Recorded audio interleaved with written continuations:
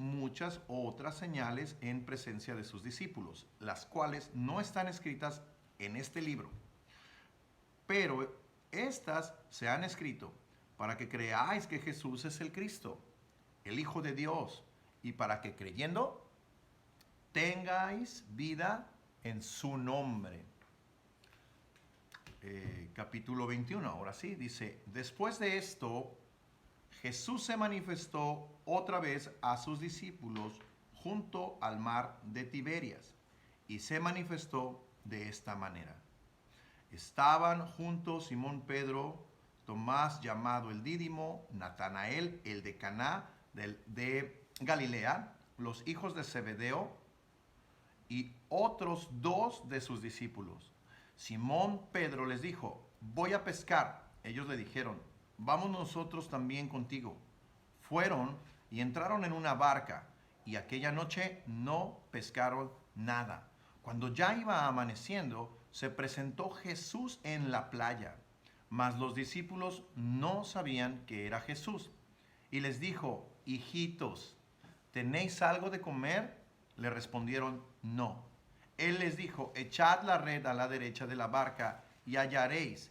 Entonces la echaron y ya no la podían sacar por la gran cantidad de peces. Entonces aquel discípulo a quien Jesús amaba dijo a Pedro, es el Señor.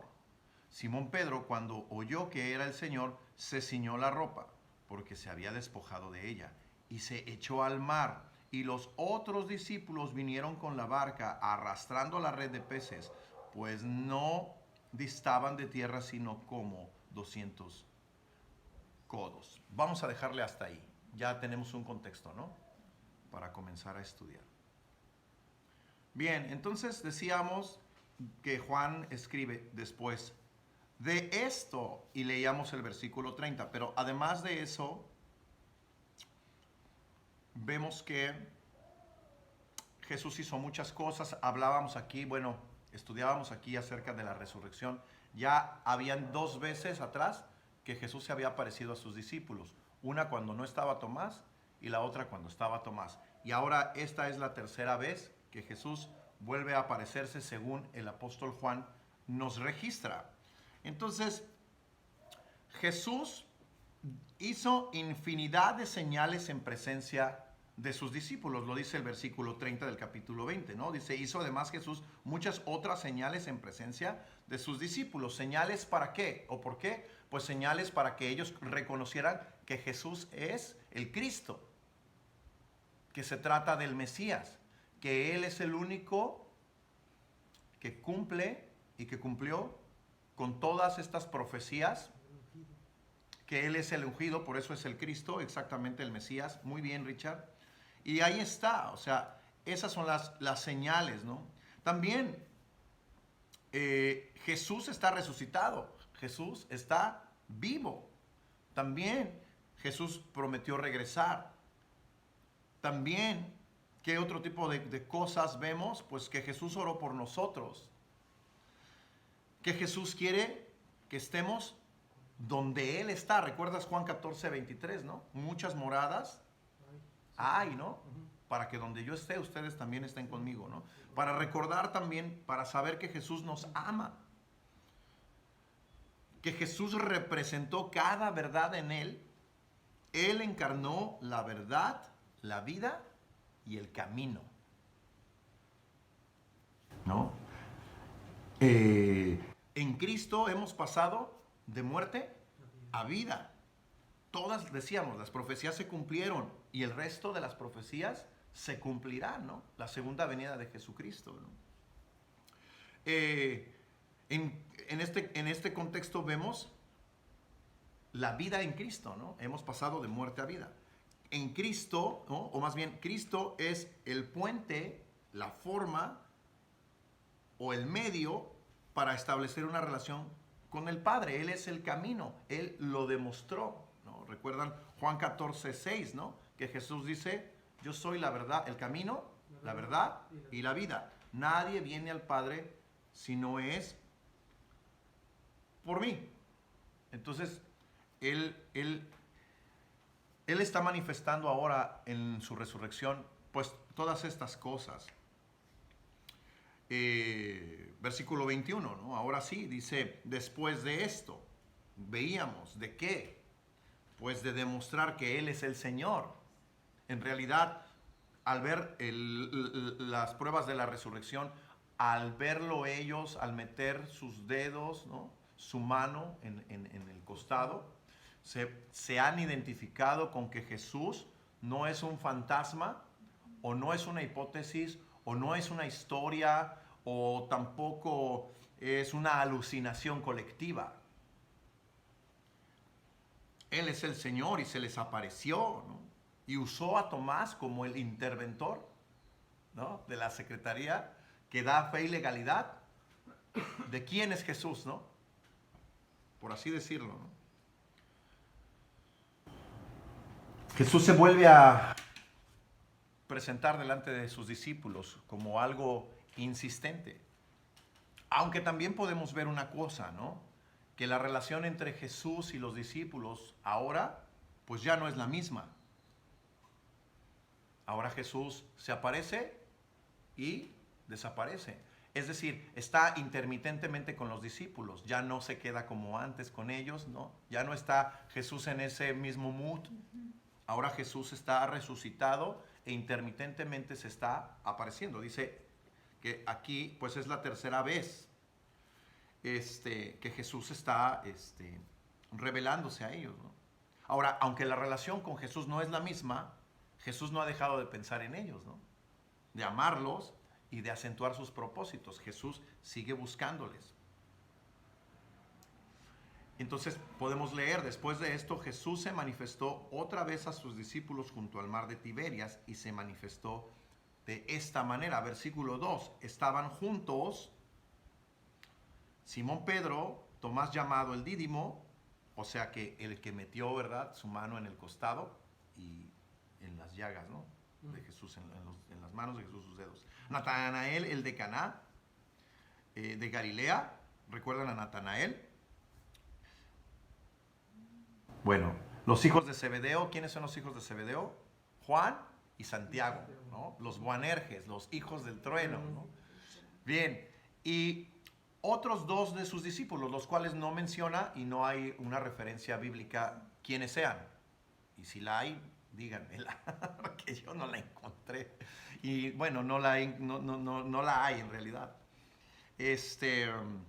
Bien, entonces vemos que en este versículo Juan está señalando quiénes estaban y bueno, vemos que no están reunidos todos los apóstoles, ¿no?, en esta escena. Y veíamos que hay dos más que no menciona, pero sí menciona a Natanael, ¿no? Le decíamos, ¿quién es Natanael? Pues en Juan capítulo 1, versículo 48 al 50, se acentúa la historia donde Natanael, que está debajo de la higuera, meditando en un pasaje del Génesis en el cual él veía a Jacob, pero no sabía quién era la escalera, y Jesús se revela a él diciendo, yo te vi cuando estabas debajo de la higuera, y yo te revelo que esa escalera soy yo. Y verás, ¿no?, al Hijo del Hombre, ¿no?, y a los ángeles subiendo y bajando. Yo soy la escalera. O sea, yo soy la escalera, yo soy la revelación del mismísimo Jacob. Entonces, ese Natanael, cuando sabe que Jesús está descubriendo lo profundo de su corazón, porque Natanael en ese momento debajo de la higuera está pensando, ¿quién es la escalera? ¿De qué está hablando? ¿O de quién está hablando? Entonces, por un lado eso, y por otro lado, debajo de la higuera, los estudiantes, ¿verdad?, de las escrituras, de las antiguas escrituras, se posaban debajo de esas higueras apartándose, es decir, que no había nadie alrededor. De manera que cuando Natanael sabe que lo que Jesús le está diciendo, pues es como decir, tú estabas ahí, o sea, tú me viste, ¿en qué momento? Realmente no estuvo presencialmente Jesús con Natanael. Sin embargo, Jesús, omniscientemente siendo Dios encarnado, pudo revelarse a Natanael. Y Natanael dice, wow, o sea, eres el Mesías. Entonces, a Natanael lo vemos en esta escena después de la resurrección. Ahora, Natanael no es uno de los 12 apóstoles, pero Natanael está ahí como un discípulo, es contado como un discípulo. Exactamente. Entonces, son datos relevantes porque es interesante que hay dos discípulos más, los cuales no están agregados. Probablemente son apóstoles, probablemente solo son discípulos como Natanael. No lo sabemos porque no lo revelan las Escrituras y obviamente no es nuestro afán meternos en eso. Solo como dato podemos ver que esos dos no están, sus nombres, pero está el nombre de Natanael. Porque Natanael se encuentra registrado en Juan 1:48, ¿no? Ahí lo vemos en el 48 al 50 en ese clímax. Bueno, entonces seguimos con nuestro estudio. Versículo 3. Simón Pedro les dijo, voy a pescar. Ellos le dijeron, vamos nosotros también contigo. Fueron y entraron en una barca y aquella noche, dice, no pescaron nada. Ahora, es interesante también porque vemos que siempre en las listas, al principio, Pedro aparece nombrado primero. Entonces, esto nos hace referencia de la influencia o el liderazgo de Pedro sobre los demás en estos momentos. Incluso más adelante en el libro de Hechos vemos que el que preside es Pedro en un principio, ¿no? Bueno, pues ahí está entonces Pedro diciéndoles que él va a pescar, ¿no? Él va a pescar. Algunos sostienen, porque en Mateo 28:16, acompáñenme a Mateo rápidamente, 28:16, algunos sostienen que se reunieron ahí. Mateo 28:16, algunos sostienen que se reunieron ahí para esperar a Jesucristo, ¿no? Porque dice en Mateo 28:16, pero los 11 discípulos se fueron a Galilea, al monte donde Jesús les había ordenado. Y cuando le vieron, le adoraron, pero algunos dudaban. Y Jesús se acercó y les habló diciendo, toda potestad me es dada en el cielo y en la tierra. Por tanto, id y haced discípulos a todas las naciones, bautizándolos en el nombre del Padre, del Hijo y del Espíritu Santo. Entonces, algunos creen que dado a este pasaje, pues se fueron ahí como en punto de reunión. Lo cierto es que yo veo más bien que Pedro está como pensando en que todo terminó y de pronto pues es regresar a la pesca. ¿Por qué veo eso? Por lo que vamos a ver durante todo el pasaje. ¿Qué es lo que sucede en este pasaje? Entonces, se van ahí, ¿no? Se van ahí. Pareciera a regresar a sus deberes, ¿no? Como lo habían hecho ya antes de Jesús, ¿no? Porque recuerden que durante esos 3 años de ministerio dejaron todo y estuvieron con Jesús. O sea, no se ve a Pedro otra vez pescando, se ve a Pedro pues siendo un discípulo, ¿no? Pero después de que Jesús va a la cruz, resucita y está intermitentemente con ellos, se ha aparecido 2 veces, pero parece que no hay nada claro y es como, ok, bueno, pues está, pero pues hay que volver a las actividades. Y Pedro dice, pues yo me voy a pescar. Y aquellos le dicen, pues vamos contigo, ¿no? Entonces, ellos van con Pedro, ¿no? Ahora, esto a mí me enseña algo importante en mi vida cristiana, ¿no? Porque ellos caminaron con Jesús esos 3 años, ¿no? De pronto pareciera que son en nuestra vida cristiana como etapas con Cristo, ¿no? Etapas con Cristo. A veces podríamos pensar, ¿no?, que todo terminó. O sea, como que de pronto hubo un auge con Jesús, un tiempo con Jesús, o un tiempo con cierta congregación o en cierto lugar, y que después de eso, pues ya. ¿Y ahora qué, no? Pues no sé, quizás ya lada, ¿no? Quizás pues volvamos a la pesca. Pareciera, ¿no?, que podemos bajar, o sea, como que pues ya acabó ese auge, ese boom, ¿no? Y me acuerdo cuando yo estaba ahí con los hermanos y convivíamos y se armaba. Pero ahora estoy en la pesca, ¿no? O sea, en mi pesca, en mis cosas. Recuerdan que Jesús les dijo, ¿no? O sea, vengan en pos de mí y yo los haré pescadores de hombres. Pero pareciera que ellos no están enfocados en pescar hombres, sino en pescar peces. ¿Por qué? Porque eso es lo que saben hacer. Ese es su trabajo secular. Entonces pensamos que a veces como creyentes tuvimos, ¿no? Podríamos pensar eso, ¿no? Un tiempo padrísimo, que padre, like, pero ahora a otra cosa mariposa, ¿no? Podría ser, ¿no? O que Jesús ya no se va a volver a manifestar como se manifestó antes, ¿no? Sin embargo, Jesús siempre tiene planes para con nosotros. Sin embargo, su obra, mientras estemos en esta tierra, no ha terminado. Y eso es esperanza para nosotros. O sea, dice en Jeremías, ¿no? Porque mis pensamientos son de bien y no de mal. Ahí está, ¿no? Entonces, bueno, ahí vemos este asunto. Ahora vamos a leer de corrido del versículo 4 al versículo 8. Dice, cuando ya iba amaneciendo, se presentó Jesús en la playa, mas los discípulos no sabían que era Jesús. Y les dijo, hijitos, ¿tenéis algo de comer? Le respondieron, no. Él les dijo, echad la red a la derecha de la barca y hallaréis. Entonces la echaron y ya no podían sacar, y ya no la podían sacar por la gran cantidad de peces. Entonces aquel discípulo a quien Jesús amaba dijo a Pedro, es el Señor. Simón Pedro, cuando oyó que era el Señor, se ciñó la ropa, porque ya se había despojado de ella, y se echó al mar. Y los otros discípulos vinieron con la barca arrastrando la red de peces, pues no distaba de tierra, sino como 200 codos. Ok, versículo 7 hay algo interesante. Dijimos que vamos a leer esa porción y la vamos a analizar un poquitín. Versículo 7. ¿Qué sucede en el versículo 7? Dice que aquel discípulo a quien Jesús amaba dijo a Pedro, es el Señor. Ok, primero entender que el discípulo a quien el Señor amaba, de quien él está hablando en tercera persona, pues es el mismo Juan. Sabemos, conocemos por los otros 3 evangelios, por la manera en la que Juan está escribiendo, pues que se trata de Juan, ¿no? Bueno, eso no está ya ni siquiera discusión. Punto, es Juan, el discípulo. El discípulo reconoce a Jesús, pero ojo, no está reconociendo a Jesús por su apariencia física. No. Entonces, ¿cómo? Bueno, hay 2 formas en las que Juan descubre que es Jesús. Y los demás, pues es como que les cae el 20. 1, su voz, la voz de Jesús y sus palabras.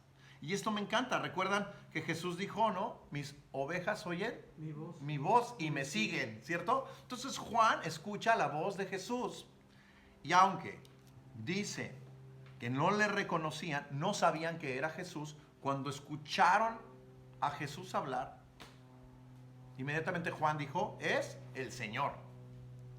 Es el Señor. Y hay un signo de exclamación. Y bueno, la forma en la que Jesús les habla. Específicamente Jesús está diciendo hijitos. Hijitos. Ahora, esta misma expresión de hijitos o esta misma palabra, hijitos, la utiliza el mismo Juan en su primer carta, en su epístola de 1 de Juan, capítulo 2, versículo 18. La palabra hijitos. Bueno, hay por lo menos en el Strong 3 diferentes definiciones de la palabra hijitos en 3 diferentes tiempos. Es decir, en este es una palabra que es la misma palabra que Juan está diciendo. Hay en otras ocasiones, Pablo también utiliza la palabra hijitos, por ejemplo en Gálatas 4:19, pero no es la misma palabra en griego. ¿Ok? Digo, no me voy a meter en tecnicismos, pero esta palabra hijitos realmente se refiere a un hijo pequeño, es decir, un hijo que está como a medias creciendo. Alguien que Jesús está ocupando como definición para determinar que es inmaduro espiritualmente. Entonces les llama hijitos, como una definición de inmadurez espiritual, como un pequeñín, un niño. Así es, entonces eso Juan lo identifica. Nadie puede llamarnos hijitos sino Jesús. ¿Quién puede discernir nuestro corazón? ¿Quién puede entender nuestros pensamientos? ¿Quién conoce nuestra vida espiritual mejor? O sea, de pronto tú y yo podemos hacernos los intelectuales, los maduros en la fe, pero nada, Jesús conoce que somos hijitos. Y entonces Juan puede exclamar diciendo, es el Señor. Esa es una, ¿no? Versículo 6, ¿qué les dice Jesús? Echen la red a la derecha y hallaréis. ¿Y qué hicieron ellos? Pues lo hicieron. O sea, ¿por qué? Juan discernió el milagro. Solo Jesús podía hacerlo. ¿Recuerdan la pesca milagrosa? Lucas capítulo 5. Lucas capítulo 5. Versículo 1 al 11, ¿no? Versículo 1 al 11. Ahí, con calma, lo pueden leer en casa. Lucas 3, ¿qué? No, 4, ¿no? Lucas 5, 5. del 1 al 11. Ahí está la pesca milagrosa, ¿no?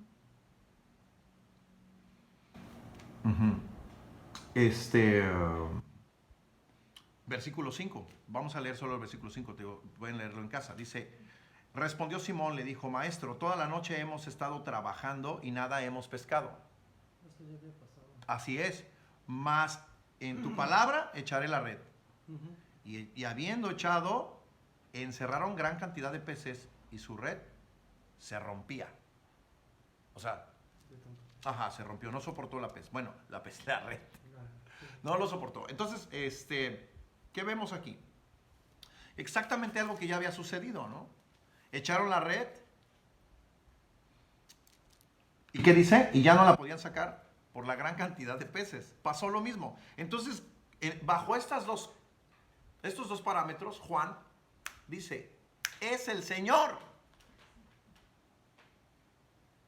Es el Señor. Aparte, qué extraño se acerca con unos pescadores y les dice, hijitos. Así es, Jesús es realmente muy particular, ¿no? Y bueno, sin embargo ellos conocen a Jesús y solamente Jesús podía hacer estas cosas, ¿no? Porque aparte que el extraño les diga hijitos, pues que les diga el extraño echa la red a la derecha y que saquen los peces, ¿no? O sea, que en el extraño puede decir echa la red al frente, pero el extraño no es omnisciente, o sea, ¿cómo va a conocer lo que hay en el fondo del mar si están gran cantidad de peces? Porque dicho sea de paso, más adelante nos dice cuántos peces recolectaron, además de gran tamaño, no eran ahí charalitos. Pescado grande, no payasadas. Bueno, ahora decíamos, ¿no? Lo cierto es que Jesús dijo, mis ovejas oyen mi voz y me siguen y yo les doy vida. Esto está en Juan 10, 27 y 28. Entonces, ahí está Juan ocupando estas dos para reconocer a Jesús, ya no físicamente.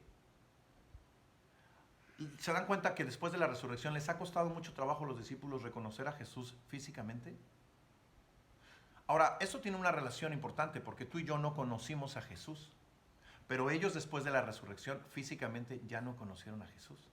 Entonces, ¿cómo conocen ellos a Jesús? A través de su palabra y de sus obras. Después de la resurrección. Tú y yo, ¿cómo conocemos a Jesús? A través de su palabra y de sus obras. Quiero preguntarles, ¿Jesús ha hecho algo en sus vidas? Diario. Ahí están sus obras. ¿Cómo lo sabes? Por su palabra. Porque la forma en la que Jesús se manifiesta es única y está ligada a su palabra. No podemos inventar cosas que Dios no ha hecho si Dios no las ha hecho, si no están cotejadas con su palabra. Por eso es que Juan escuchó la voz, escuchó el término, entendió el milagro y dijo, es el Señor. Reconoció a Jesús ya no físicamente. Ya no físicamente.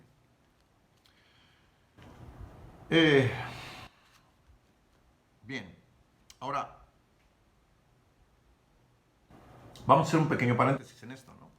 Seguramente los discípulos, lo que decías del qué hombre extraño, ¿no? Vamos a hacer el paréntesis. Seguramente los discípulos intentaron de todas las formas posibles echar las redes. Estuvieron toda la noche, Pescando. pues sí, no, intentando, porque no pescaron. O sea, Y aparte eran unos expertos, ¿no? exactamente, bien contestado, ¿no? Sabían O sea, dónde sí, dónde no. Aparte. Entonces no pescaron y echaron la red y estuvieron ahí toda la noche. Seguramente no solamente echaron la red en todos los lados posibles, sino se estuvieron moviendo con la barca. A ver aquí, no, dale para acá. No, a ver, arrímate para acá. Entonces imagínate la escena, ¿no? No sé qué. Ya todos cansados, ya casi amanece. No hemos pescado nada. O sea, tampoco fueron como de picnic. O sea, no dijeron, ¿qué onda? Pues, ¿qué hacemos? Pues dijo Pedro, pues voy a la playa, ¿no? Me llevo mi hielera, mi sombrilla, ¿no? Nosotros que vivimos en la playa, qué rico, ¿no? Pues no, o sea, fueron a pescar, o sea, ¿A trabajar? a trabajar. Exacto, y estuvieron toda la noche dándole, ya sudando, ya cansados, desvelados. Hartos también. Ándale, ya estamos recreando una escena. Esto es estudio bíblico. Esto es estudio bíblico. Esto es método inductivo. Nos estamos metiendo de lo particular a lo general. Entonces, esto es estudio. Bien. Entonces resulta que ahí está el rollo. Entonces, solamente con Jesús, en mi paréntesis quiero decir, solamente con Jesús podemos entender que la pesca es segura. O sea, este paréntesis es una aplicación a nuestra vida espiritual. Veíamos atrás, ¿no? Seguramente intentaron los discípulos de todas las formas, gracias Richard, sí, pescar, ¿no? Pero solo con Jesús o solamente con Jesús podemos entender que la pesca es segura. Estamos hablando, bien lo dijo Richard, de profesionales, ¿no? Esto me hace pensar en algo, por eso dije quiero abrir un paréntesis. Esto me hace pensar en la provisión de Dios. El hombre, fíjense algo bien tremendo, hermanos. No quiero ser extremista. Tres gotitas nada más. Ahí está. No quiero ser extremista, hermanos. Pero chequen algo. Ellos estuvieron toda la noche pescando, ¿cierto? Sí. Ellos son profesionales de la pesca, ¿cierto? Ellos dependían de la pesca. Sí. Y si no pescaban, no comían, ¿no? Lo que me habla del sistema de provisión de esa gente, claro, de ellos. O sea, no era gente que tuviera ya hecha la vida, sino se iban haciendo la vida cada día. Fíjense algo, cuando hablamos de la provisión del Señor, vemos que el hombre secular, incluyéndonos incluso a nosotros mismos, escúchenme con atención, esto es tremendo, ha buscado un medio seguro de provisión. O sea, si yo voy a ir a pescar es porque voy a sacar los peces, no porque voy a ir a ver si saco peces. Ese es un método seguro, buscar un método seguro. Esto me habla que no necesariamente necesito a Dios o sea, me hace pensar, ¿no? Que el hombre secular piensa, no necesito realmente a Dios para ganarme la vida, sino lo que necesito es asegurar un futuro, ¿no? O sea, una plaza de trabajo, quincenas seguras, prestaciones, aguinaldos, vacaciones, ahorro para el retiro, tener todo, ¿no? Todo, incluso poder heredar el trabajo a otros, ¿no? Para decir, no, yo ya la tengo hecha, o sea, no necesito, ¿para qué? ¿No? O tengo una empresa tan grande, es tan importante, que, o sea, no me acabo todo mi dinero, ni mis hijos, ni mis nietos. No necesito a Dios. Esto me traduce en eso. Ahora, ¿qué es lo que sucede? Que ellos viven de lo que trabajan. Como dicen aquellos, pues si yo no salgo a trabajar, no como. Hermano, yo tengo que salir a trabajar. Yo me la tengo que rifar porque tengo familia, tengo gastos, tengo todo. Y sales y no pescas. A veces no hay trabajo. Te lo digo yo, que dependo de la pesca, digamos, ¿no? Mi pesca, pues son mis clientes. Esos son mis peces, ¿no? Pero vemos que Jesús se aparece cuando yo ya estoy rendido de mis fuerzas buscar cómo pescar. Y Jesús dice, echa a la derecha, ¿no? la red, la diestra, ¿no? Y echan la red, y estando con Jesús, en obediencia, porque además obedecieron la voz de Jesús. No dijeron, ay, ¿tú quién eres? Ni te conocemos. Pues, ¿tú qué vas a saber si nosotros somos los expertos? Nosotros somos los profesionales. A ver, identifícate, ¿no? No, o sea, obedecieron la voz. ¿Por qué? Porque, ¿sabes? Hay una relación. Jesús siempre habla de la misma manera. Y Jesús ya había hecho esto antes. Cuando los llamó la primera vez. Ahora los está volviendo a llamar. Ellos volvieron a lo mismo, pero Jesús ya está resucitado. Y Jesús sigue siendo dinámico. No es que dijo, yo ya me crucificaron, ya resucité, yo ya terminé la obra, Padre, tetelestai, ¿no? Pagado por completo. Ya, ahí nos vemos. Jesús sigue y los va a llamar. Y va a pasar algo hermoso en la vida de Pedro en este pasaje. Vamos a seguir. Bueno, ¿qué me hace pensar todo esto? Pues que Jesús mostró que Él está al control. Con Jesús, ellos tienen asegurada no solo la quincena, las prestaciones, el aguinaldo, las vacaciones, el ahorro para el retiro. Con Jesús, ¿no? Sino que además, con Jesús están sus promesas eternas. Tenemos asegurada, ¿qué cosa, Richard, Angie? Una vida eterna. O sea, ¿realmente queremos más? Tenemos decíamos, una morada. No manches. O sea, Jesús, ¿te acuerdas del sermón del monte, no? No atesoren cosas en la tierra, sino en el cielo. Donde el río lo llena y la polilla. Donde no hay corrupción, donde no hay ladrón, donde nada, no se mina. Simplemente aquí nosotros vivimos en la playa, ¿no? Gloria a Dios. Pero tiene sus contras. La ropa se acaba más rápido, todo se oxida, todo se pica, o sea, la sal se lleva todo. De pronto hasta el color de la ropa, no manches, te digo, era negro y ahora es gris. Se va muy rápido, se corrompe. Y tú y yo trabajamos para eso. Entonces dices, es como un ratón corriendo en una rueda. Sí corre, o sea, sí se cansa, pero no avanza. Ahí está. Entonces, ¿sabes? O sea, y Jesús les dice, bueno, van a contar cuántos peces hay. En el versículo 10 nos dice, en el versículo 11 se nos dice cuántos peces sacaron, y además el tamaño.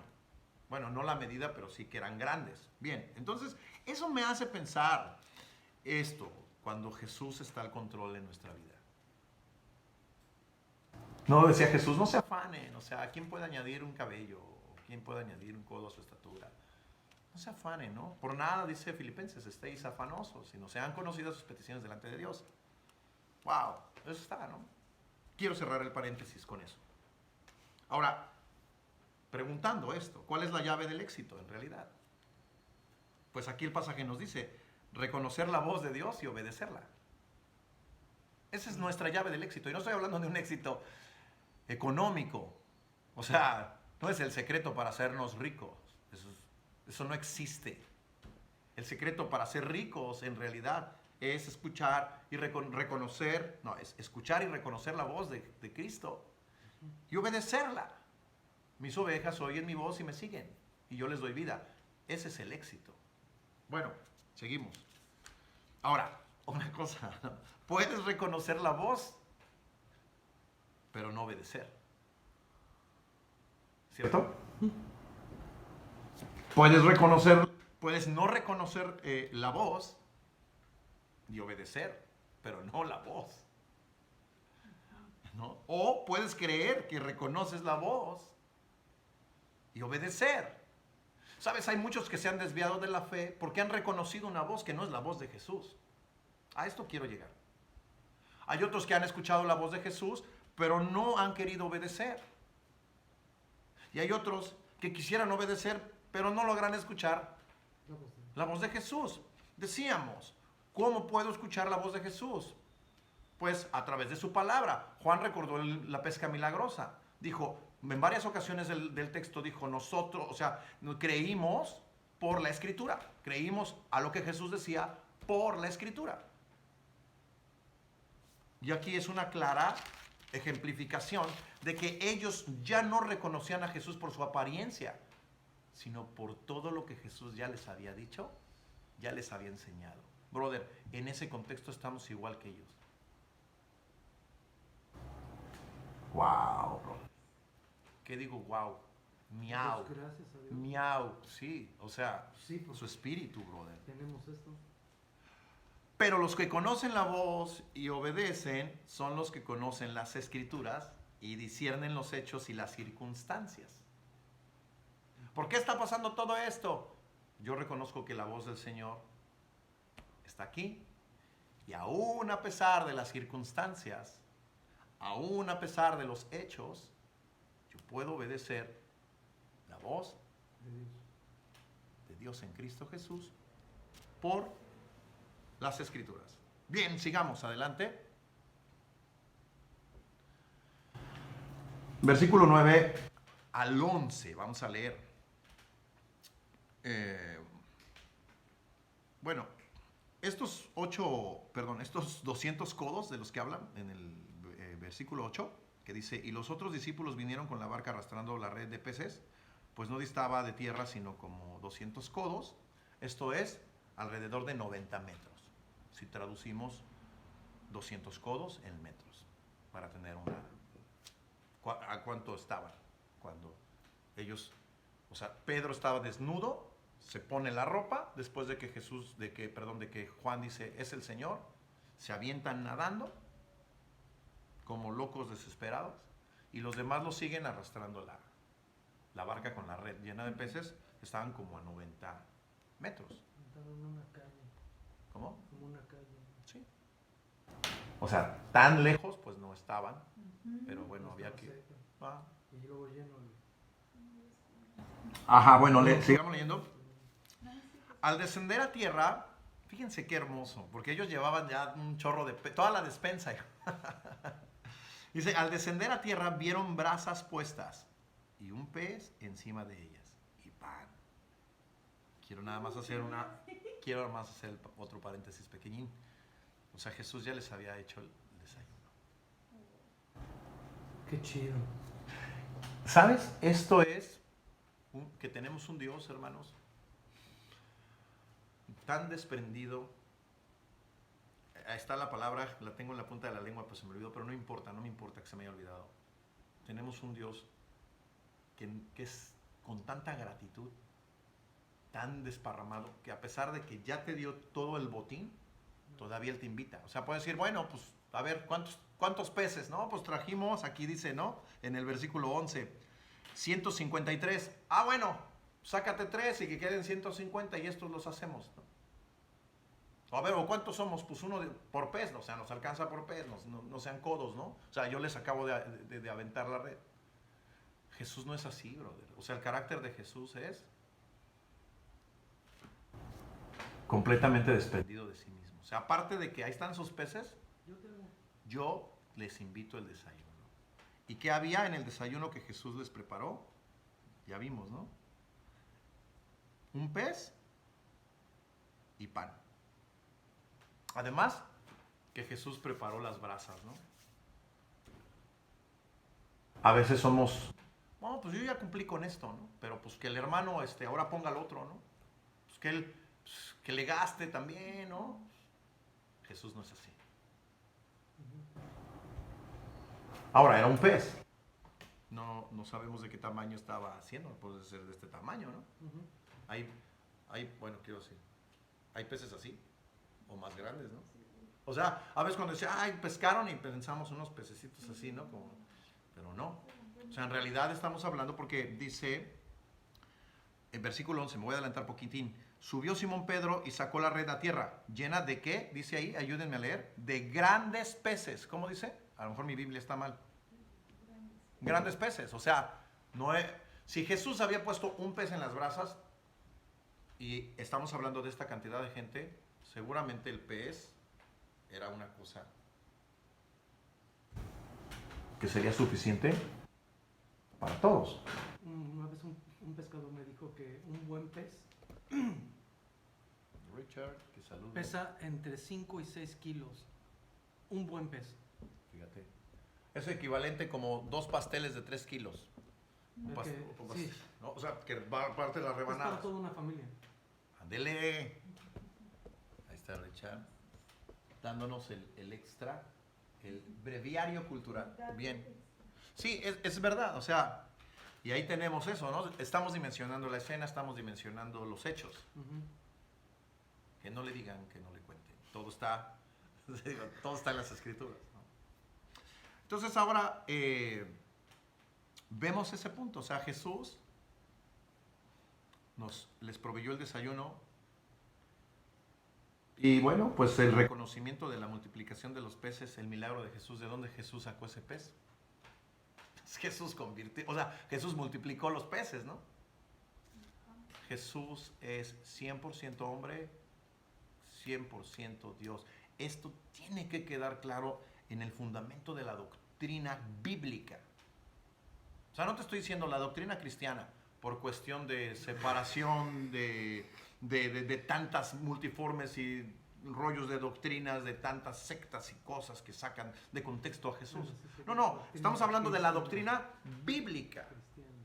La doctrina bíblica va más allá del cristianismo, de decir soy cristiano, no soy cristiano. O sea, No puedes decir evangélica o cristiano. Creo que lo mejor es la doctrina bíblica, es pensar en la doctrina bíblica. Y ahí está, o sea, bueno, ahí está este hecho de que Jesús es 100% hombre, 100% Dios, es doctrina bíblica, 100% bíblica. Bueno, entonces seguimos leyendo. En el versículo 12 decíamos que sabían que era Jesús, pero ahora están en una transición. Versículo 12, leemos. Versículo 11 no lo leímos, ¿verdad? Bueno, sí lo leímos, ¿no? No, subió Simón Pedro y sacó la... De grandes peces, dijimos que eran 153, y aún siendo tantos, ok, la red no se rompió. ¿Recuerdas que en el pasaje de Lucas la red se había roto? Sí. Dice, aquí hace una connotación, la red no se rompió. Bueno, leamos versículo 12, dice, les dijo Jesús, venid, comed, y ninguno de los discípulos se atrevía a preguntarle, ¿tú quién eres? Sabiendo que era el Señor. Bien. Muchos piensan que no lo veían de lo lejos o lo cerca. Lo cierto es que creo que pensando un poco más detalladamente este asunto de reconocer a Jesús, creo que lo que decíamos, los discípulos están en una transición de reconocer a Jesús no por lo físico ahora, sino por la palabra y por los hechos, por el respaldo de las Escrituras. ¿Eso qué me dice, hermanos? ¿Cuál es la forma que a Jesús le place que tú le conozcas? Dice, bienaventurado, ¿no le dijo a Tomás? El que cree sin haber visto. Sin haber visto. Claro. O sea, la finalidad de este Jesús resucitado, a que no lo habíamos visto desde ese punto. O sea, Jesús tiene como finalidad que le conozcamos no por su apariencia física, sino por su palabra y por sus hechos. Por sus milagros, muchas cosas hizo más que no están registradas. Y lo va a volver a decir al final del libro, Juan. Muchas más, pero estas se escribieron para que creamos. Mucha gente que, pues principalmente nosotros los gentiles que no le conocimos y ahora después de 2000 años, o sea, pues no hay una foto de Jesús, ¿no? Como para decir, oye, si es Jesús o no es Jesús. Como que, o como un ejemplo, decir, oye, como que vi al Richard, ¿sí era? Pues lo vi así, peloncito, medio pelón ahí, traía lentes, pero es que no manches, se me hace que no era. Porque no, como que Richard es más delgadito, ¿no? ¿Lo viste en la moto? No. No le vi la... O sea, Jesús no quiere que le reconozcamos y no quiere que le reconozcan físicamente, sino escrituralmente y a través de sus hechos, que dicho sea de paso, son 100% coordinados, armonizados con las Escrituras. Jesús nunca hizo algo que estuviera fuera de su palabra, de las Escrituras. Incluso los milagros, todo fue profetizado, todo estaba fríamente calculado desde antes de la fundación del mundo para la llegada del Mesías. Por eso es que la demostración del Mesías, hablando apologéticamente, no es una demostración a la ligera. Son las evidencias indubitables de las Escrituras, por los profetas, por la ley, por los salmos. En fin, Ahí está esa transición de los apóstoles, de los discípulos, de reconocer a Jesús de una forma a otra.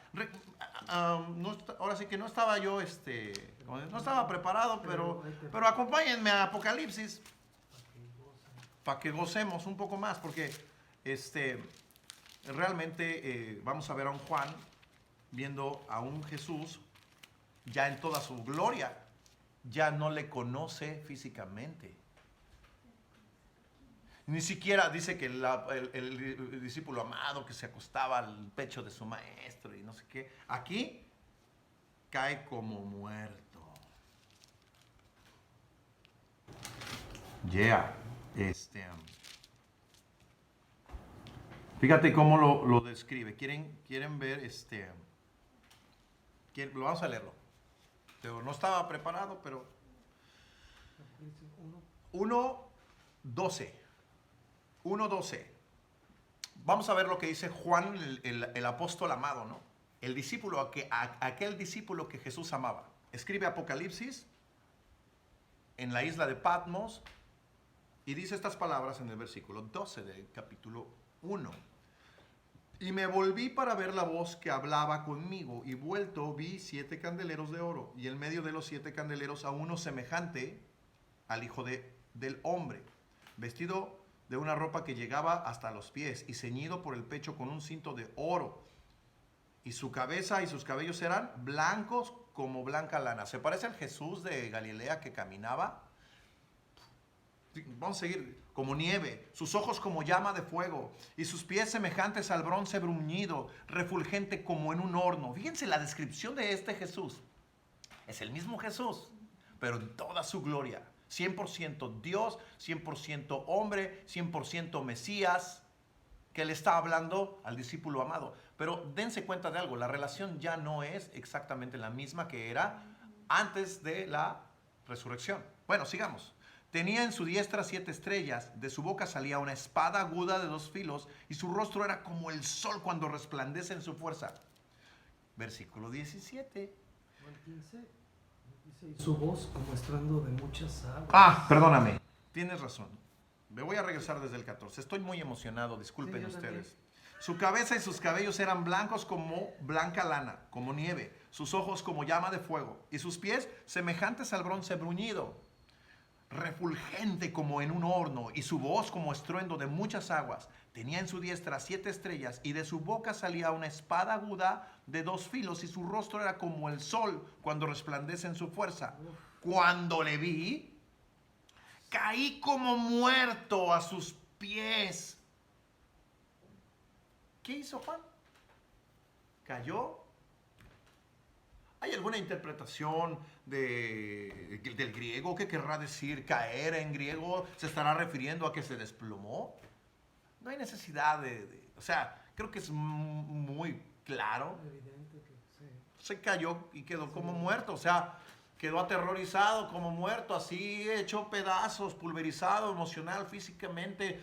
Se hizo garras Juan en ese momento cuando vio a Jesús. ¿Se dan cuenta por qué Jesús no le interesa que lo vean por esta apariencia con la que él... O sea, lo conocieron físicamente, quieren saber cómo es Dios. Bueno, Él es Dios. Él es el Señor. ¿No dice fuego consumidores? O sea, ¿cómo es que Dios quiere que tú y yo le conozcamos? Dios quiere enviarnos una foto de Jesús, un cuadrito donde veas a Jesús rubio con un cabello completamente brilloso de sedal, con facciones europeas, nórdicas, renacentistas. O un Cristo que está expresado en las Escrituras. Un aspecto escritural, un aspecto que tú y yo no podemos conocer a través de la carne, hermanos, sino a través del Espíritu. Juan reconoció a Jesús por lo más importante, no es como la seña particular, y como seña particular tiene el ojo, se le va el ojo de vacaciones, decía el Canal 5, ¿no? Al servicio de la comunidad. Y como seña particular, cuando alguien se extraviaba, ¿no? Yeah. Y como seña particular, no, tiene los clavos en las manos. Sí, es parte de, por lo que Él hizo por nosotros. Pero realmente a Jesús no le interesa ser identificado por este tipo de cuestión física, aparente. Cayó como muerto a sus pies. Y luego dice, y Él puso su diestra sobre mí, diciéndome, no temas. ¿Ya ves cómo estaba Juan? Temeroso. Y Jesús le dice, yo soy el primero y el último. El que vivo, ¿y qué dice? Y estuve muerto. Ay, ay, ay. ¿De quién está hablando? Amén. Amén, brother. O sea, ya ni le quiero seguir porque si no, no acabo. O sea, lo que quería es que vean cómo es que Jesús quiere que le conozcamos, brother. O sea, creo que hay mucha gente que tiene este tipo de inquietudes, incluso en la iglesia, hermanos, que, ay, ¿cómo será Jesús? Si habrá sido no sé qué, pero dicen, y ya salió tal hallazgo que decían que Jesús, porque como era judío, ya. O sea, ahora no es que esté mal, ¿no? Pero no es como... No te edifica.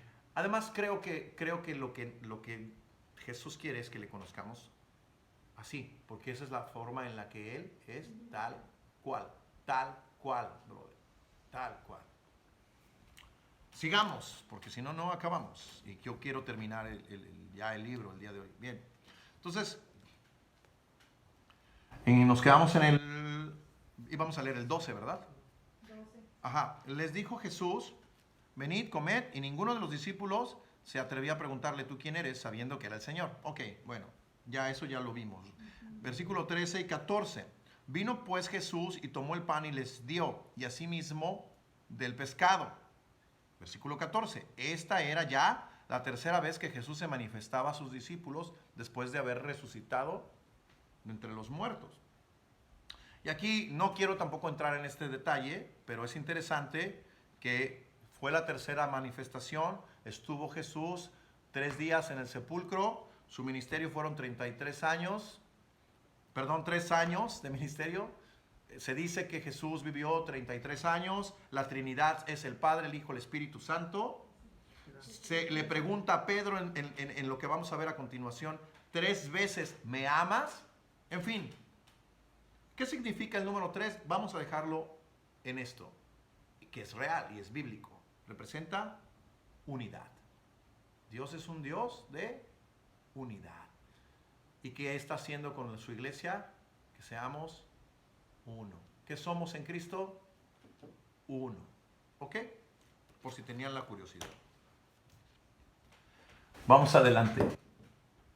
Versículo 15 al 17. Cuando hubieron comido, Jesús dijo a Simón Pedro, Simón, hijo de Jonás, ¿me amas más que estos? Le respondió, sí, Señor, tú sabes que te amo. Me imagino, perdón, nada más así, ¿no? Me imagino a Pedro así, con sus manitas aquí así, ¿no? Y Jesús, Pedro, ¿me amas? Y Pedro así, sí, Señor, tú sabes que te amo. Sí. ¿No? Me imagino a Pedro así. Me imagino a Pedro. Él le dijo, apacienta mis corderos. Versículo 16. Volvió a decirle a la segunda vez, Simón, hijo de Jonás, ¿me amas? Pedro le respondió, sí, Señor, tú sabes que te amo. Le dijo, pastorea mis ovejas. Le dijo la tercera vez, Simón, hijo de Jonás, ¿me amas? Pedro se entristeció de que le dijese la tercera vez, ¿me amas? Y le respondió, Señor, tú lo sabes todo, tú sabes que te amo. Jesús le dijo, apacienta mis ovejas. Esta escena es bien tremenda. Aparentemente parece como que si Pedro se hubiera entristecido, como diciendo, pues ya le dijo 3 veces que lo ama, o sea, si él lo ama, o sea, que Jesús no le queda claro, que no. Pareciera, hermano, pero la realidad supera la ficción, dicen por ahí. ¿Qué es lo que pasa? Bueno, primero vamos a analizar 2 palabras, o bueno, una palabra que en realidad son 2 palabras diferentes, que es la palabra amo o amar. En esta porción del 15 al 17. La palabra que se encuentra es agapao, o las palabras que se encuentran es agapao o ágape y fileo, que tienen, a pesar de que las 2 significan amor o amar, son completamente diferentes en su significado. Ágape o agapeo es en un sentido moral, social, sacrificial o totalitario. Agapeo o ágape. Jesús le está preguntando a Pedro que si lo ágape. O sea, que si el amor de Pedro es sacrificial, totalitario, moral, social, entregado, full. Pedro está utilizando una palabra que es la palabra fileo, que es afectiva, amistosa o incluso se utiliza para definir ternura. Es ese amor el de Pedro. Entonces, creo que cambia todo el contexto. Porque Jesús le está preguntando, Pedro, ¿me amas? ¿Me ágape? Y Pedro le está diciendo, te fileo. Son dos diferentes definiciones. Son dos diferentes palabras. Son dos diferentes contextos. Son dos diferentes mentes. Un amor es el ágape, pero es el sacrificial. Y el otro es como de cuates. O sea, amistoso. Amistoso. O sea, sí. Fraternal. Fraternal. Ajá, bueno. Ahora, Estimativo. ¿por qué Jesús? Ok, ahí está la definición. Ahora, ¿por qué Jesús le pregunta a Pedro?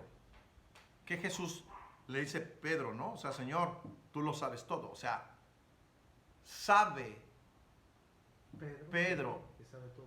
pero no, o sea, a ver, si Pedro sabe que Jesús lo sabe todo, entonces, ¿por qué Pedro le había dicho a Jesús, ¿por qué Pedro le había dicho a Jesús que él iría con él hasta la muerte? Que él lo amaría hasta la muerte, que Pedro no lo dejaría. Hay una cosa, vamos a ver, Jesús quiere mostrarle a Pedro su propio espejo. ¿Cuál es tu amor, Pedro, por mí? ¿Cuál es el amor que realmente habita en el corazón de Pedro? En la vida de Pedro, en los alcances de Pedro. Ese es el amor que Pedro tiene por Jesús, por la vida, por él, por todo.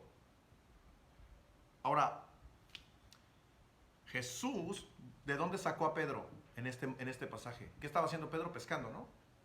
¿Qué hizo Jesús? Lo volvió a llamar, ya lo había llamado. ¿Y qué le dijo? Yo te voy a hacer pescador de hombres. Jesús quiere hacerlo pescador de hombres, pero hay que mostrarle algo a Pedro. Sus alcances. No basta ser pescador de hombres, brother, no basta predicar el evangelio. Necesitamos amar a Cristo de una forma ágape. Jesús está confrontando a Pedro con los verdaderos hechos de su amor filial. Vamos a Juan 13:36.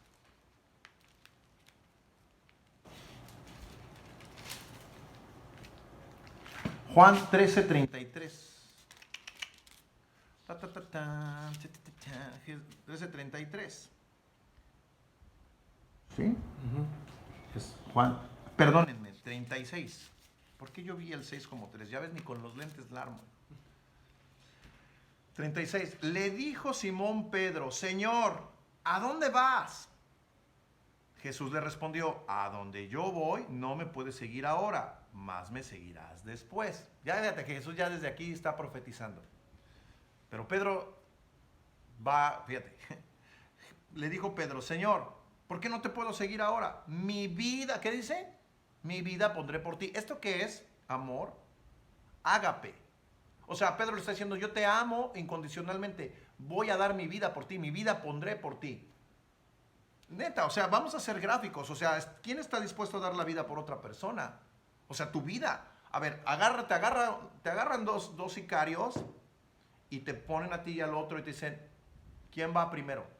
O uno de los dos tiene que morir. Y se va a morir y tienes el arma ya cortada. O sea, tú puedes decirme en este momento, no, yo la daría. Cuando estemos en ese suceso, que te estás haciendo pipí, que te van a matar y que lo que tú quieres es que te perdonen la vida, que es la neta. O sea, ahorita podemos ser aquí, Pedro, no, yo sigo al Señor y hasta la vida. Y a veces nos da vergüenza decir que somos cristianos. Ahora, dar la vida es otra cosa. Y aquí veo a Pedro diciendo, no, pues, mi vida pondré por ti. ¿Y qué le contesta Jesús? ¿Tu vida pondrás por mí? De cierto te digo, no cantará el gallo sin que me hayas negado 3 veces. ¿Qué fue lo que pasó? Pues lo negó. Lo negó de una forma tremenda. Conocemos la historia. Entonces está confrontando Jesús a Pedro. A ver, después de todo lo que pasó, Pedro, ¿me amas? No, o sea, Pedro no ama a Jesús. Pedro le está diciendo, tú lo sabes todo. O sea, ahora Pedro está comprendiendo que Jesús sabía, o sea, Pedro y Jesús se están conectando en este pasaje de Juan 13:36. Ahí en este momento están en ese Matrix, están recordando, pero ahora con la verdad. La neta no te seguí, la neta sí te negué, la neta hasta tuve que decir groserías. Terminé calentándome con los... Y después de que me calenté con los estos que te estaban entregando ahí en el patio de Anás, afuera del patio, pues me fui a esconder, huí por mi vida. Pedro negó a Jesús 3 veces, Pedro huyó por su vida, Pedro se camufló para no dar su vida ni con Jesús, o sea que los agarraron a los dos y van los dos a la cruz, órale, ni por Jesús, que dijera no, déjenme a este, ¿no? Yo voy, a ver, aguántame Pilato, quítate Jesús, dame aquí, yo me voy a rifar. Ahí está, entonces ahora Jesús es quien le vuelve a preguntar después de todo esto, porque claro, quizás Pedro en ese momento impulsivo dijo que le amaba a Jesús incondicionalmente, pero también por todo lo que pasó Pedro,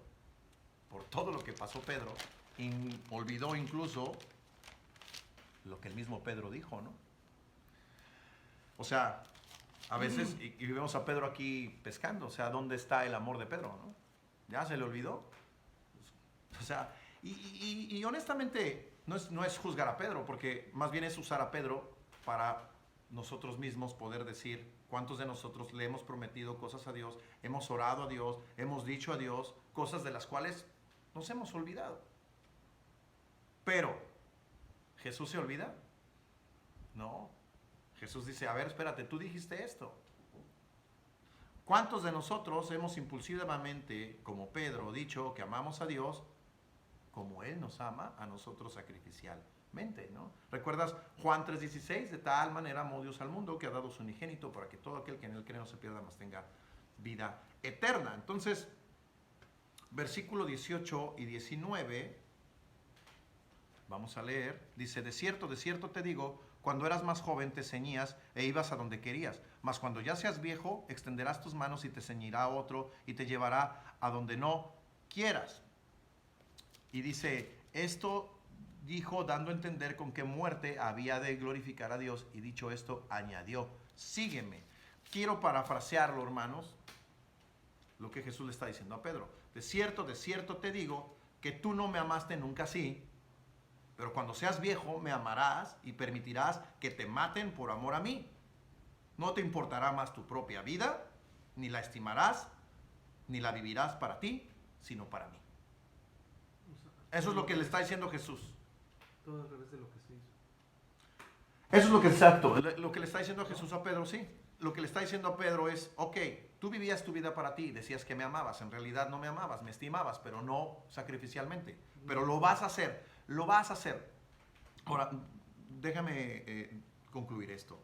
Lo que Jesús le dice a Pedro es que Pedro no decide cómo amar a Dios, sino que Dios decide cómo Pedro debe amarle y cómo Pedro debe vivir genuinamente para él. Y esto no solamente aplica para Pedro, brother. Esto es nuestra vida cristiana, brother. ¿No me creen? Acompáñenme a Primera de Juan. Primera de Juan. Porque por este tipo de rollos que no nos queda claro como cristianos, sacamos un chorro de cosas y sufrimos un cristianismo que más que cristianismo en libertad parece un cristianismo en penitencia. Pretendemos con nuestras obras tratar de ganar el amor de Dios. Y, brother, estamos viviendo como Pedro antes de la resurrección. O sea, primera de Juan capítulo 4 versículo 7. Amados, amémonos unos a otros porque el amor es de Dios.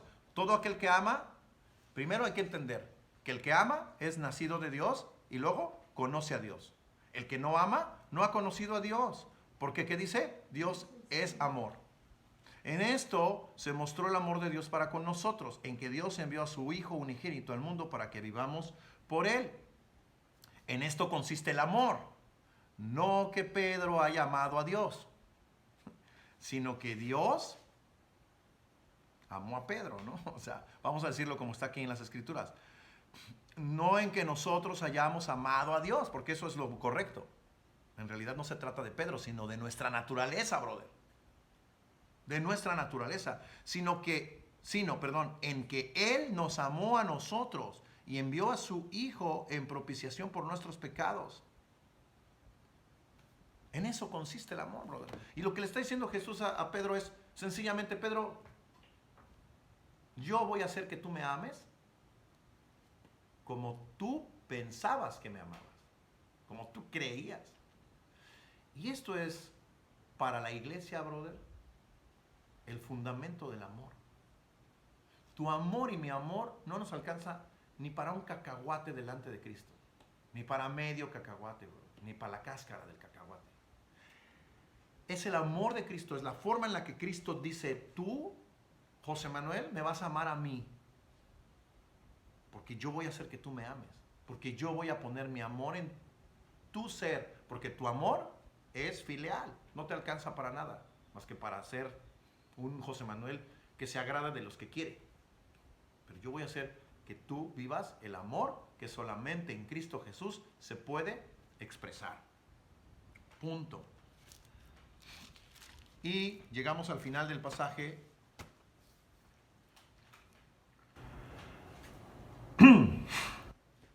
Y añadimos antes de seguir al versículo. Cuando Pedro comprendió todo esto, Pedro quedó completamente restaurado delante de Dios. Y ahora sí, pudo Pedro seguirle hasta la muerte.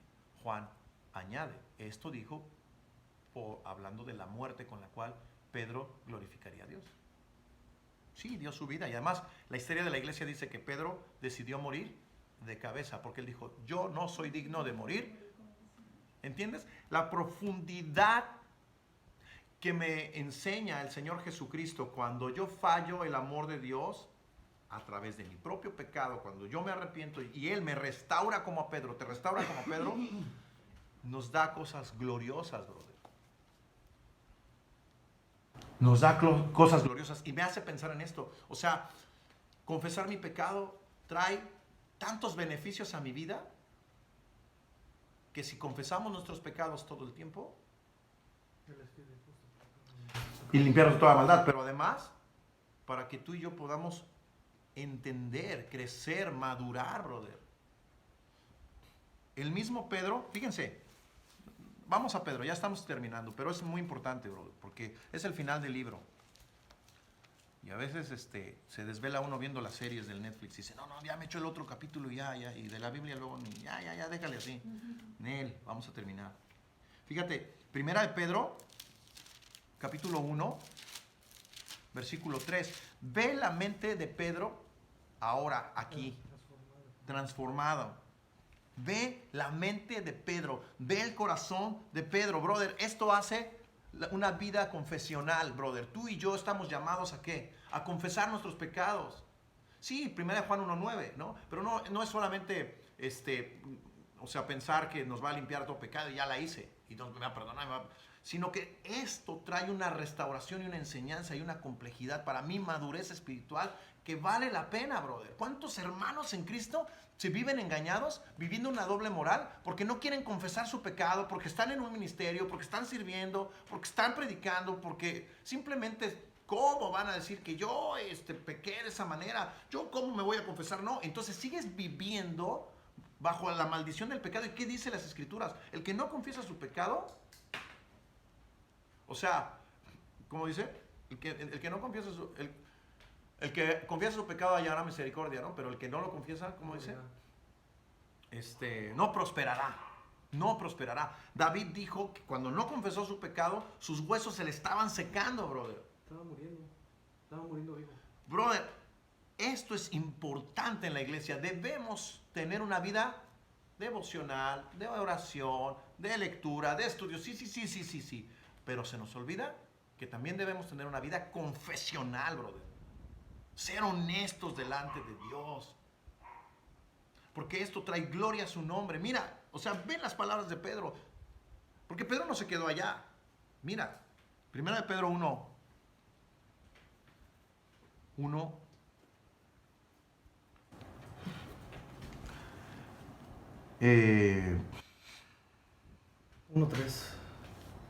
Sí, 1:3 dije, ¿verdad? ¿Está bien? Déjame. No, vamos a, perdón, 1:15. 1 de Pedro 1 al 13 al 15. Y luego en casa lean eso. Del 1 al, del 1 al, todo el capítulo es más. Pero vamos acá, perdón, me había equivocado. Una vez más, perdón. Por tanto, ceñid los lomos de vuestro entendimiento, ser sobrios y esperad por completo en la gracia que se os traerá cuando Jesucristo sea manifestado. Como hijos obedientes, no os conforméis a los deseos que antes teníais estando en vuestra ignorancia, sino aquel que nos llamó es santo, sed también vosotros santos en toda nuestra manera de vivir. Y luego dice, déjenme, aguántenme, porque quiero llegar a un punto donde no lo encuentro y me estoy frustrando. No, perdón, segunda de Pedro. Ya decía yo, vamos a segunda de Pedro. Pero eso está bueno. Segunda de Pedro y Cocolazo. Segunda de Pedro, no, pues es que es Segunda de Pedro. Y sí, dice segunda de Pedro pero, dice segunda de Pedro 1, 13 al 15. Ahí está. Ahí está. 13 al 15. Bien, ya está. Dice, pues tengo por justo, en tanto que estoy en este cuerpo, el despertaros con amonestación, sabiendo que en breve debo abandonar el cuerpo, como nuestro Señor Jesucristo me ha declarado. También yo procuraré con diligencia que después de mi partida vosotros podáis en todo momento tener memoria de estas cosas. Y ahora sí, de tarea, lean el capítulo 1. ¿De qué cosas está hablando? O sea, ¿cómo es que el corazón de Pedro fue transformado, fue enriquecido, fue nutrido a raíz de todo esto y de todo lo que él vivió? Hasta el momento en el que él mismo está declarando que ya va a partir, que ya Dios lo ha llamado. Y ya no está él ni escondiéndose, ni huyendo, él ya no está negando a Jesús, él lo está exaltando. Y además, si leemos el capítulo, por eso digo de tarea por el tiempo, podemos leer y entender lo que hay en el corazón de Pedro. Y leamos ya al final, versículo del 21 al 23, dice, cuando Pedro, del 20, dice, volviéndose Pedro vio que le seguía el discípulo a quien amaba Jesús, el mismo que en la cena se había recostado al lado de él y le había dicho, Señor, ¿quién es el que te ha de entregar? Cuando Pedro le vio, le dijo a Jesús, Señor, ¿qué de este? Jesús le dijo, si quiero que él quede hasta que yo venga, ¿a ti qué? Sígueme tú. Este dicho se extendió entonces entre los hermanos, que aquel discípulo no moriría. Pero Jesús no le dijo que no moriría, sino, si quiero que él quede hasta que yo venga, ¿a ti qué? Este es el discípulo que da testimonio de estas cosas y escribió estas cosas y sabemos que su testimonio es verdadero. Y hay también otras muchas cosas que hizo Jesús, las cuales si se escribieran una por una, pienso que ni aún en el mundo cabrían los libros que se habrían de escribir.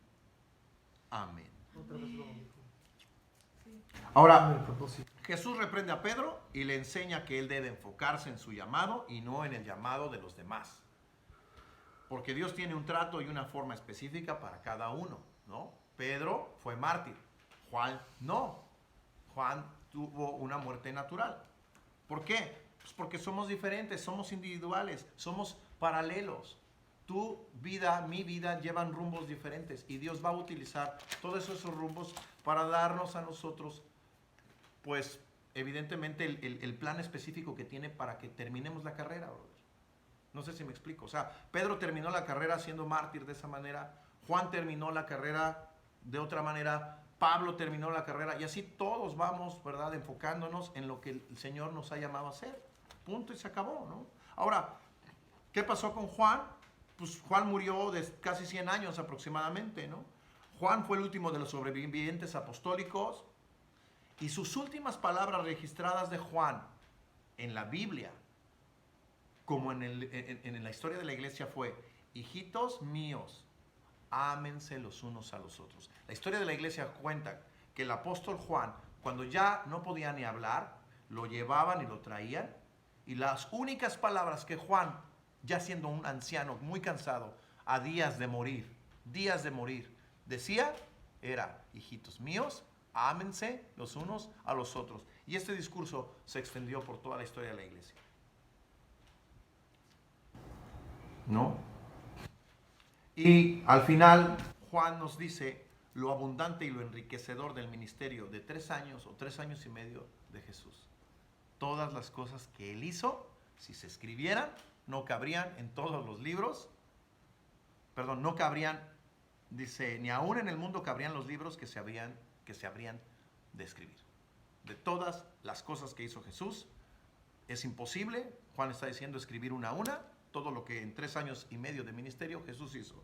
Lo cual me habla de la abundante riqueza del ministerio de Jesús y del abundante amor y de las abundantes pruebas que Jesús dio para que tú y yo, por eso dice acá, lo que él escribe pueda tener un peso para que nosotros podamos creer. Dice, hizo además muchas otras señales en presencia de sus discípulos. Lo dijo ya al final del libro, pero estas que están aquí, lo que él pudo escribir, lo hizo con el objetivo de que podamos creer, que este es el objetivo del Evangelio, y con esto terminamos, para que podamos creer que Jesús es el Cristo, el Hijo de Dios, y para que creyendo podamos tener vida en su nombre. Vamos a orar, hermanos.